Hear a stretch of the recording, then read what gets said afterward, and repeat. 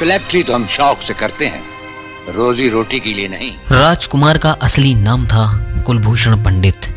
जन्म अफगानिस्तान में हुआ और बाद में भारत आकर मुंबई पुलिस में सब इंस्पेक्टर बने।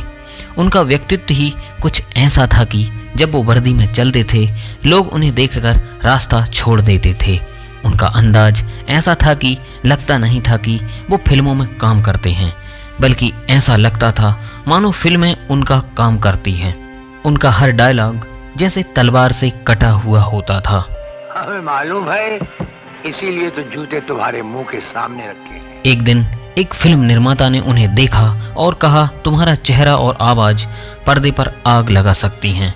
और यहीं से शुरू हुई एक अफसाने जैसी फिल्मी यात्रा। याद करो वो दिन जब तुमने ये वर्दी पहनने से पहले एक कसम खाई। तो आइए जानते हैं इस वीडियो में विस्तार से। राजकुमार के चलने, बैठने, बोलने और देखने तक में एक शाही रौब था। जब वो किसी फिल्म के सेट पर आते थे तो सन्नाटा छा जाता था। उन्होंने खुद कहा था, हम एक्टिंग नहीं करते, हम जीते हैं हर किरदार को जानी। उनका यह आत्मविश्वास और लहजा आज भी अभिनेता सीखना चाहते हैं, पर कोई उनकी बराबरी नहीं कर पाया।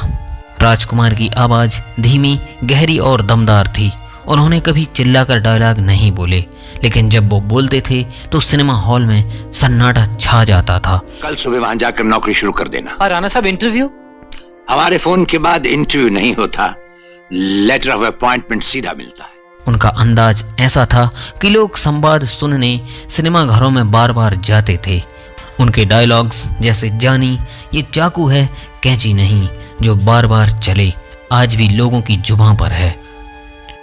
जब फिल्म पाकीज़ा में उन्होंने कहा, आपके पांव बहुत हसीन हैं, इन्हें जमीन पर मत रखिएगा, तो इस डायलॉग से मधुबाला भी असहज हो गई थीं। लेकिन राजकुमार का अंदाज ऐसा था कि उस संवाद ने फिल्म को अमर बना दिया। आज भी जब फिल्मी डायलॉग का जिक्र होता है तो ये लाइन टॉप 5 में रहती है। राजकुमार निर्देशक की नहीं सुनते थे, बल्कि निर्देशक उनकी सुनता था। एक बार एक युवा निर्देशक ने उनसे कहा, सर थोड़ा रियल एक्टिंग कीजिए। राजकुमार मुस्कुराए और बोले, हम एक्टिंग करते नहीं, हमारी मौजूदगी ही काफी है जॉनी। उस दिन के बाद निर्देशक ने कभी कोई सुझाव नहीं दिया। राजकुमार ने कुली फिल्म के प्रीमियर पर अमिताभ बच्चन के बारे में कहा था, अरे भाई ये लकड़ी का टुकड़ा भी अब हीरो बन गया क्या। ये बात सुनकर पूरा बॉलीवुड दहल गया। लेकिन यह राजकुमार ही थे जो बेबाकी से अपनी बात कहने से कभी नहीं डरते थे। राजकुमार का लुक हमेशा रॉयल होता था। मखमली शेरवानी, हाथ में अंगूठी, मुंह में सिगार और चाल में नवाबी ठाठ। वो कहते थे, हम स्क्रीन पर नहीं आते, उतरते हैं। आज भी जब कोई स्टाइलिश एंट्री की बात करता है तो सबसे पहले राजकुमार का नाम लिया जाता है। 1991 की फिल्म सौदागर में राजकुमार और दिलीप कुमार पहली बार साथ आए।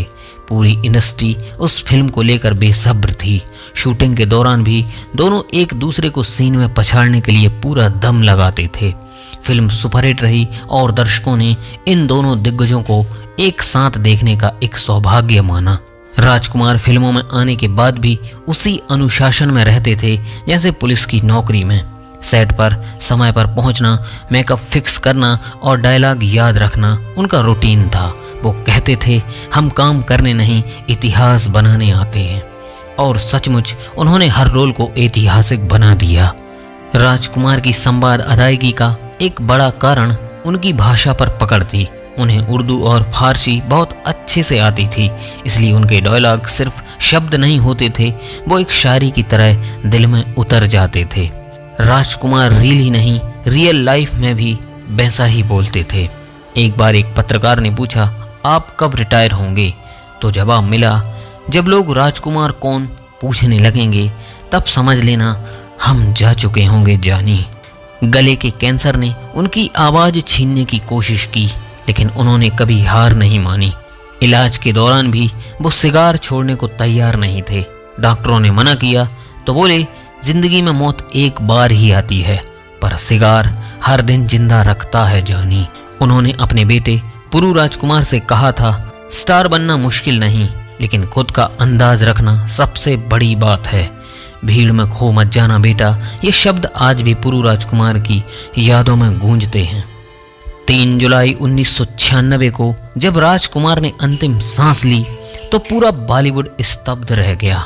कोई विदाई पार्टी नहीं, कोई भाषण नहीं, बस एक शेर चला गया अपने रौब अंदाज और आवाज के साथ। लेकिन जानी आज भी गूंजता है उस पर्दे के हर कोने में जहां कोई अभिनेता डायलॉग बोलने से पहले एक पल ठहरता है। वो चला गया पर उसका अंदाज, उसकी चाल, उसकी आवाज हवा में अब भी तैरती है। जिस दिन उसने आंखें बंद की उस दिन कोई दिया नहीं बुझा, बल्कि एक दीपक खुद जलकर रोशनी बन गया। राजकुमार ने पर्दे को अलविदा नहीं कहा, उसने दास्तान को अधूरा छोड़ दिया ताकि हर पीढ़ी उसे दोहराती रहे। और आज जब हम पुराने सिनेमा के गलियारे से गुजरते हैं तो कहीं ना कहीं से एक आवाज आती है, जानी लोग चले जाते हैं पर अंदाज अमर हो जाते हैं।